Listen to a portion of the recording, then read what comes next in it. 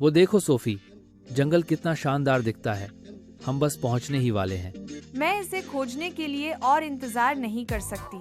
School bus जंगल के किनारे पर धीरे से रुकती है।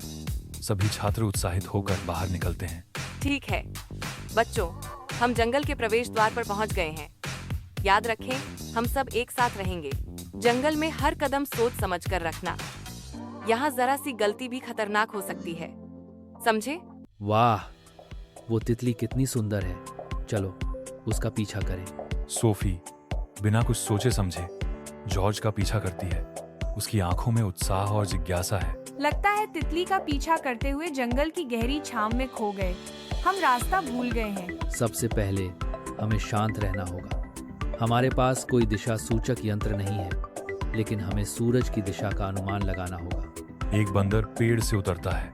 क्यों, क्या हुआ? फिर ठहाका लगाकर हौंसता रहता है, खुद ही मजे में। क्या तुम खो गए हो? मैं माया हूँ। मैं उन लोगों की मदद करती हूँ जो अपना रास्ता भटक जाते हैं। एक बोलता हुआ बंदर? मैंने कभी ऐसा नहीं देखा। हम खेलते खेलते रास्ता भटक गए हैं। क्या आप हमें बाहर निकलने का रास्ता बता सकती हैं?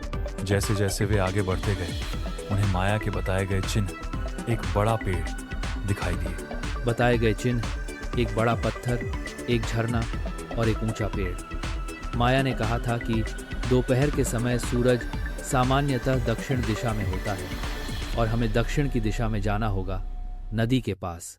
जॉर्ज और सोफी जंगल के रास्ते पर छाई धूप में माया के गुप्त मार्गदर्शन पर बहस करते हैं। जॉर्ज दोहराता है, दोपहर के समय है, सूरज सामान्यतः दक्षिण दिशा में होता है। सोफी सहमति में सिर हिलाती है, जवाब देती है तो हमें उस तरफ जाना चाहिए। वो दोनों एक छोटी नदी पार करते हैं। माया ने कहा था बस इसके पार थोड़ी दूरी पर ही कैंप होगा। नदी पार करके जैसे ही वो दोनों दूसरी तरफ पहुंचे, एक खुशी की लहर उनके चेहरे पर दौड़ गई। जंगल से बाहर निकलकर दोनों घुटनों पर हाथ रखकर गहरी सांसें ले रहे थे। अचानक उन्होंने सामने देखा और चौंक गए। सामने उनकी टीचर। तुम दोनों यहाँ हो? हम चिंतित थे। अरे डरो मत, मेरे पास आओ। इस जंगल में एक देवता रहते हैं, माया। बोलते हैं आदिवासी लोग माया को बहुत मानते हैं।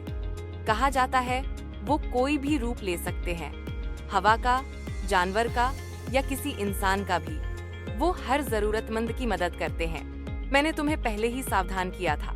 स्कूल बस छात्रों से भर जाती है। जॉर्ज और सोफी अगल बगल बैठते हैं। पता है जॉर्ज, मैंने कभी सोचा भी नहीं था कि मैं ये कर पाऊंगी, लेकिन हमने कर दिखाया। ये एक बड़ा साहस था। हाँ, ये एक बड़ा साहस था, लेकिन बहुत ही बेवकूफ़ी वाला साहस। मैं अपनी जिंदगी में कभी भी ऐसा दोबारा नहीं करूंगी। तुम दोनों ने आज जो किया वो आसान नहीं था। इस जंगल में सिर्फ रास्ता ही नहीं खो जाता, कई बार इंसान खुद को भी खो बैठता है। लेकिन तुम दोनों ने बहुत साहस, समझदारी और टीम वर्क दिखाया। माया घने जंगल की पृष्ठभूमि में मानव रूप धारण कर हल्के से इशारा करते हुए अंतिम विदाई देता है। साहसी होने का मतलब ये नहीं कि बेवकूफ़ी भरे फैसले लेकर खतरे से खेला जाए। माता, पिता और शिक्षकों की बातें हमेशा अनुभव और सच्ची चिंता से भरी होती हैं। उन्हें समझना और मानना बहुत ज़रूरी है। अलविदा मेरे दोस्तों, अपना ख्याल रखना।